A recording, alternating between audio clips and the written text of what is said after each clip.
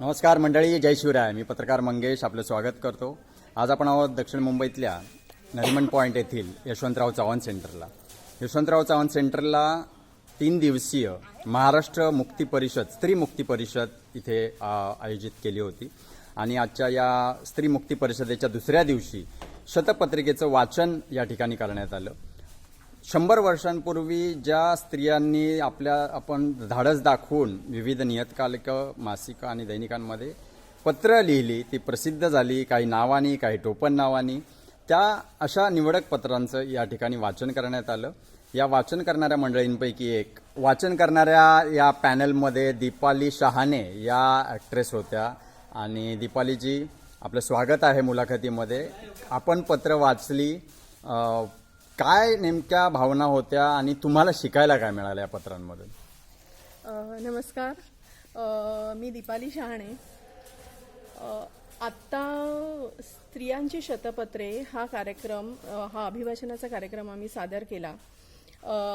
हा अभिवाचनाचा कार्यक्रम म्हणजे साधारण 1850 ते 1950 या 100 वर्षाच्या कालावधीमधील स्वाती कर्वे यांनी संपादित केलेल्या स्त्रियांची शतपत्रे या पुस्तकातील काही निवडक पत्रांचं आम्ही अभिवाचन करतो.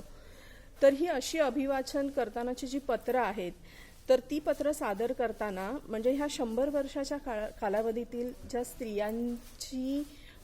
स्त्रियांचे प्रगल्भ विचार म्हणता येतील आपल्याला, तर तो त्यांच्या विचारांचा प्रवास हा कसा झाला तो आम्हाला साधारण ह्या अभिवाचनाचा प्रयोग करताना आम्हाला अनुभवता येतो. आम्हाला त्यांच्या जागी राहून त्यांचे प्रश्न, त्यांची मानसिकता त्यावेळची आणि आत्ताची, म्हणजे ह्या पूर्ण अभिवाचनाचा कार्यक्रमामध्ये अगदी सुरुवातीच्या सावित्रीबाई फुलेंपासून ते सामान्य गृहिणींपासूनची जी पत्रं आहेत ती आम्ही सादर करतो. म्हणजे सावित्रीबाईंचे विचार जितके प्रगल्भ होते आणि तो प्रवास, ते आत्ताच्या स्त्रियांचा जो प्रवास आहे त्यांच्यामध्ये साधारण त्या विचारांमध्ये त्या काळातल्या स्त्रियांचा आणि आत्ताच्या काळाच्या स्त्रियांच्यामध्ये अजिबात म्हणजे फारशी तफावत आम्हाला जाणवली नाही. तो प्रयोग सादर करताना एक संमिश्र भावना होत्या आमच्या पुढे.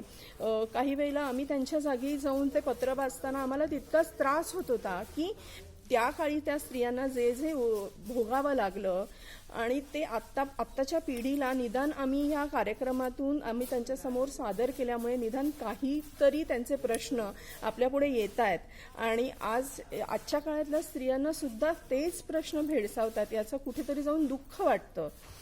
पण आमचा एक समाज प्रबोधनाचा हा कार्यक्रम आहे. आमचा प्रयत्न आहे की यातून कुठेतरी त्यांच्या प्रश्नांना वाचा फुटेल आणि काहीतरी आपली ही जी आता आपले जे पुढचे आपल्या देशाचे नागरिक आहेत, आपल्या समाजाचे जे नागरिक आहेत, ते यावर कुठेतरी विचार करतील. ही तरुण पिढी आहे, यावर कुठेतरी विचार केला जाईल. स्त्रीला कसं त्या काळामध्ये स्त्रीचे काही प्रश्न होते आणि आत्ताच्या काळामध्ये असणाऱ्या स्त्रियांचे प्रश्न, ह्याच्यामधलं साम्य आणि मग त्याच्यातनं निर्माण होणारे अनेक प्रश्न, त्यांना उत्तरं मिळतात का, त्यासाठीचे होणारे प्रयत्न तेवढे होत आहेत का, त्या दिशेने होत आहेत का. सो हा सगळा विचार हा प्रयोग करताना सुद्धा आम्हाला भेडसावतो, एक स्त्री म्हणून सुद्धा तितकाच भेडसावतो. आणि असं कुठेतरी वाटतं की खरंच एक स्त्री म्हणून ह्या सगळ्या प्रश्नांना वाचा फुटायला हवी. अजूनही स्त्री तेच भोगते आहे. सो असं मला वाटतं आणि म्हणून हा प्रयोग सादर करताना खूप म्हणजे बऱ्याच वेळेला आम्ही स्वतः इतकं आम्हाला भरून येतं की नाही की आता यापुढे काय, आत्ता तरी हा समाज बदलणार आहे का. तर हे असे सगळे प्रश्न आम्हाला पडतात.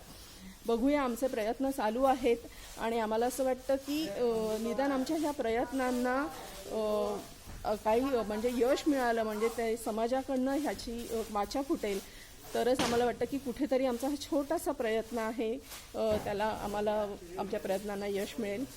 सो एवढंच म्हणेन. धन्यवाद दीपालीजी, आमच्याशी वार्तालाप केलात आपण. दीपालीजी, आमच्याशी संवाद साधला त्याबद्दल धन्यवाद. धन्यवाद.